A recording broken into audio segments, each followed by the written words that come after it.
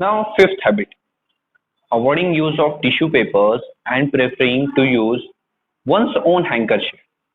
तो ये एक आदत है फ्रेंड्स जो हम सब फॉलो करते हैं कि फ्रेंड्स हम टिश्यू पेपर का यूज ज्यादातर अवॉइड ही करते हैं, बिकॉज अगर हम हर बार नए नए टिश्यू पेपर्स यूज करेंगे तो उससे फ्रेंड्स वेस्ट पेपर का वेस्ट इंक्रीज होता जाएगा। तो उस वेस्ट को कम करने के लिए फ्रेंड्स हमें खुद का एक हैंकरशीफ यूज करना चाहिए। ओके, तो ये एक हैबिट है फ्रेंड्स जो हमें सॉलिड वेस्ट मैनेजमेंट को करने के लिए हेल्प करेगी। Then next habit, using rechargeable batteries instead of lead batteries. Now हमें फ्रेंड्स रिचार्जेबल बैटरीज यूज करनी चाहिए, यानी ऐसी बैटरीज जिन्हें हम बार बार चार्ज करके यूज कर सकते हैं, ना कि ही लेड बैटरीज, जिन लेड बैटरीज को आप एक ही बार यूज करते हो और बाद में फेंक देते हैं।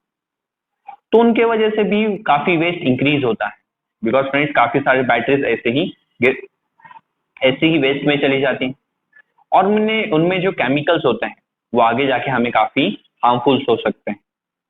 तो इसके लीड बैटरीज की जगह हमें रिचार्जेबल बैटरीज ही यूज करनी चाहिए, और रिचार्जेबल बैटरीज आजकल बहुत सारे इलेक्ट्रॉनिक डिवाइसेस में आ रही है। नेक्स्ट पॉइंट है point number 7, that is implementing various programs of solid waste management and encouraging the family and the society in this regard. ये एक बहुत अच्छी हैबिट है सॉलिड वेस्ट मैनेजमेंट को करने की, बिकॉज सिर्फ अगर हम सॉलिड वेस्ट मैनेजमेंट करेंगे तो उससे सॉलिड वेस्ट कम नहीं होगा। हमें सबको, हमारी फैमिली और हमारी सोसाइटी को भी सॉलिड वेस्ट मैनेजमेंट के बारे में एजुकेट करना चाहिए और उन्हें एंकरेज करना चाहिए, यानी उन्हें बढ़ावा देना चाहिए ताकि वो सॉलिड वेस्ट मैनेजमेंट करें। बिकॉज तभी हम हमारे एरिया को और हमारे एनवायरमेंट को क्लीन रख पाएंगे, अदरवाइज नहीं। तो ये एक बहुत अच्छी हैबिट है जो हमें फॉलो करनी चाहिए।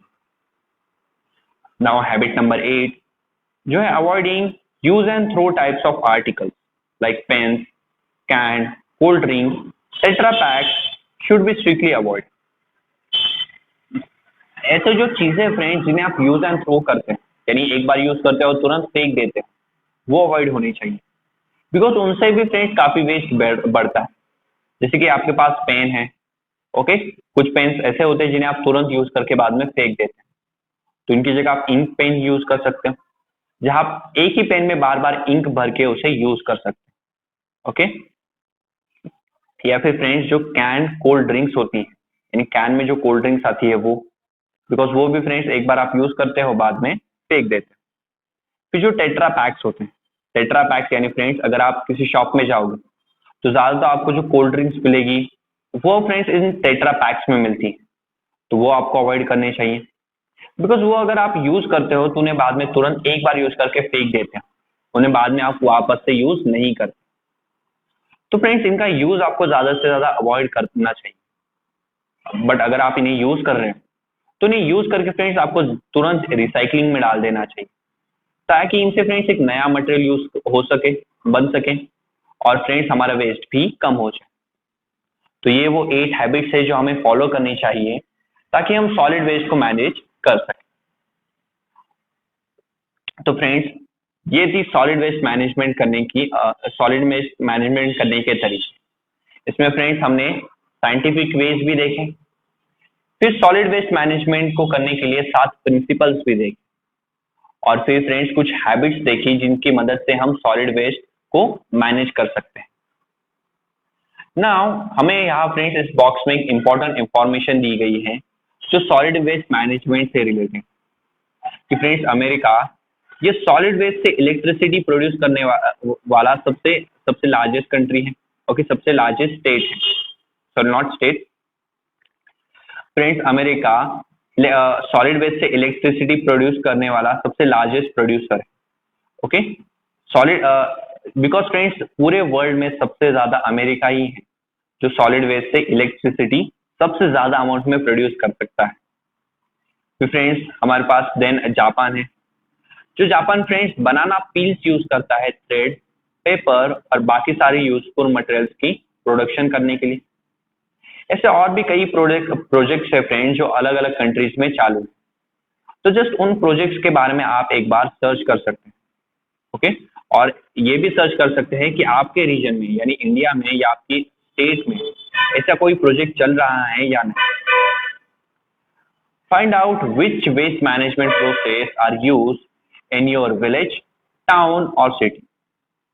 ये भी फाइंड कीजिए कि आप कि फ्रेंड्स आपके एरिया या आपके विलेज, आपके टाउन या आपकी सिटी में किस टाइप की वेस्ट मैनेजमेंट प्रोसेस यूज हो रही है या किस टाइप की वेस्ट मैनेजमेंट प्रोसेस वर्क हो रही है। नाउ फ्रेंड्स अगर आप यहाँ देखें तो यहाँ इस टेबल में फ्रेंड्स हमें अलग अलग टाइप के वेस्ट मटेरियल्स दिए गए हैं और वो वेस्ट मटेरियल कितना टाइम लेते हैं डिग्रेड होने के लिए वो भी आपको यहाँ पे दिया गया है। तो आइए फ्रेंड्स उसकी स्टडी करते हैं। चलो friends, now friends solid waste management में एनवायरमेंटल मैनेजमेंट में हम सीख रहे थे सॉलिड वेस्ट मैनेजमेंट।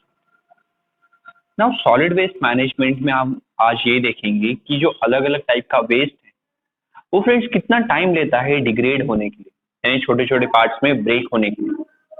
तो सबसे पहले एक बनाना पील है फ्रेंड्स, ओके, यानी बनाना का जो छिलका होता है फ्रेंड्स वो फ्रेंड्स करीब करीब 3 से 4 वीक लेता है, यानी ओके करीब करीब फ्रेंड्स टोटल 1 मंथ ही लेता है डिकम्पोज होने के। फिर कॉटन से बने हुए जो बैग्स है वो भी 1 मंथ लेते हैं। फिर फ्रेंड्स जो रैग्स होती हैं वो 5 मंथ लेते हैं।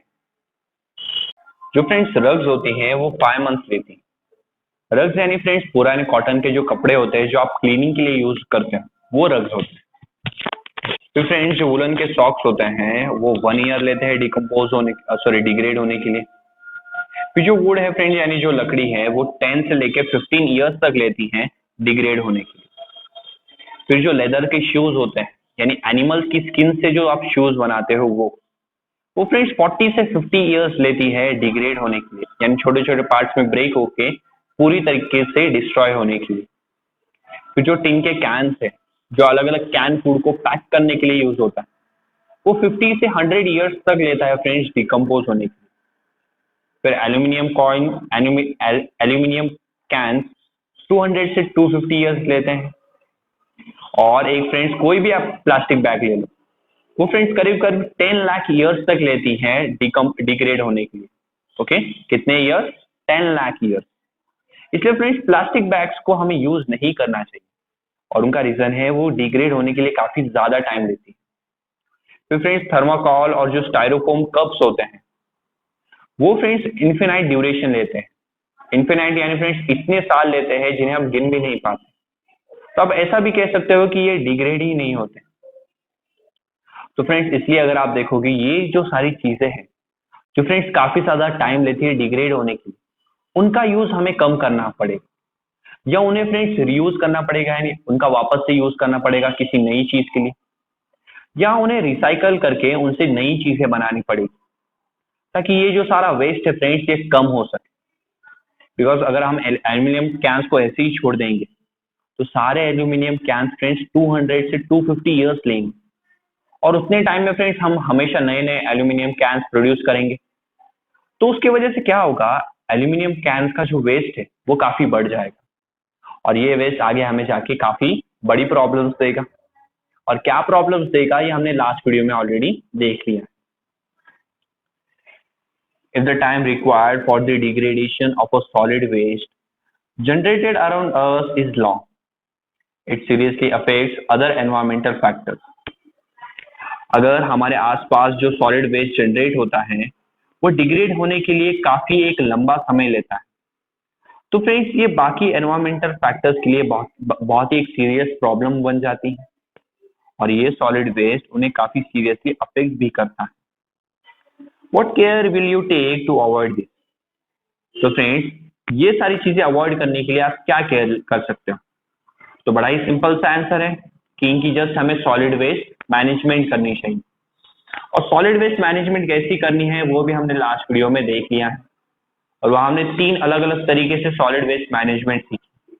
पहला तो था साइंटिफिक मेथड, दूसरे थे कुछ 7 प्रिंसिपल्स और तीसरे थे कुछ हैबिट्स जिनकी मदद से हम सॉलिड वेस्ट मैनेजमेंट करते थे। नाउ यहाँ एक एक्टिविटी दी गई है कि figure 9.5a below shows the method of storing waste।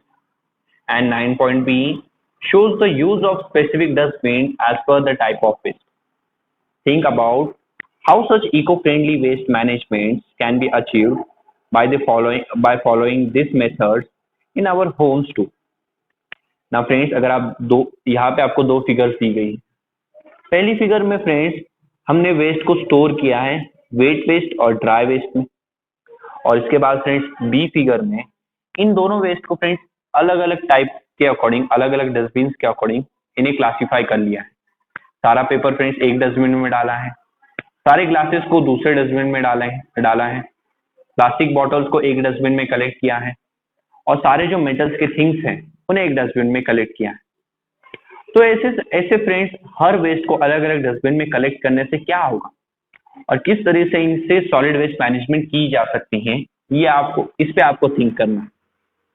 तो फ्रेंड्स अगर हम इन्हें एक बार क्लासिफाई कर लेंगे तो फ्रेंड्स सिर्फ आप पूरा डस्टबिन ले लो और इन्हें पूरे डस्टबिन को बाद में रिसाइकलिंग के लिए इजीली भेज सकते हो। ओके, इस डस्टबिन में सारे प्लास्टिक बॉटल्स है, इन्हें तुरंत हम रिसाइकलिंग के लिए भेज सकते हैं और इनसे तुरंत एक नया मटेरियल बनके या नई थिंग बनके बाहर आएगी। तो फ्रेंड्स इन सारे वेस्ट को क्लासिफाई करने से क्या होता है, इनकी जो नेक्स्ट प्रोसेस है रिसाइकलिंग की या रीयूजिंग की जो प्रोसेस है वो काफी इजी बन जाती है।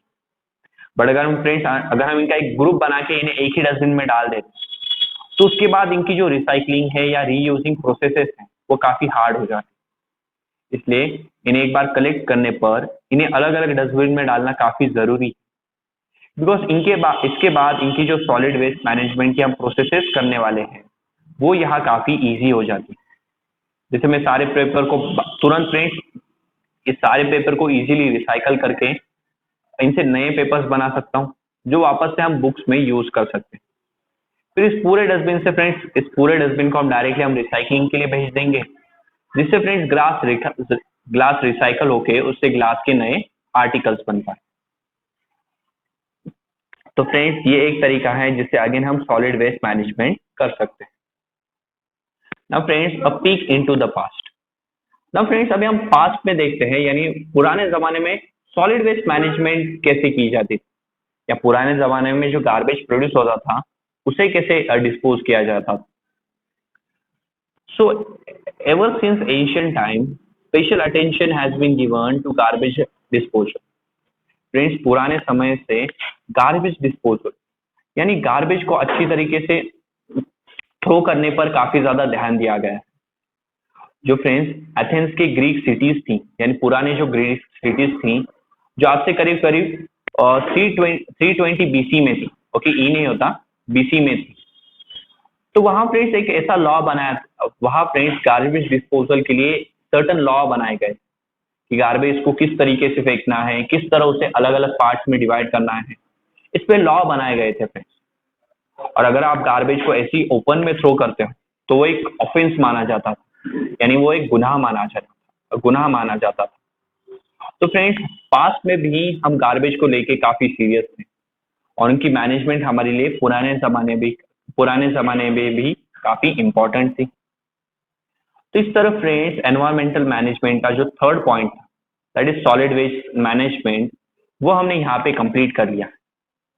सॉलिड वेस्ट मैनेजमेंट में हमने ये देखा कि सॉलिड वेस्ट क्या होता है, सॉलिड वेस्ट के हार्मफुल इफेक्ट्स को स्टडी किया, फिर सॉलिड वेस्ट मैनेजमेंट की नेसेसिटी क्या है उसकी स्टडी की, और उसके बाद देखा कि सॉलिड वेस्ट मैनेजमेंट करते कैसे। नाउ एनवायरमेंटल मैनेजमेंट का अभी हम नेक्स्ट पॉइंट देखने वाले हैं जो है डिजास्टर मैनेजमेंट, कि जब फ्रेंड्स कोई डिजास्टर होता है तब फ्रेंड्स हमें किस तरह मैनेजमेंट करनी चाहिए हम वो देखेंगे। So thank you very much.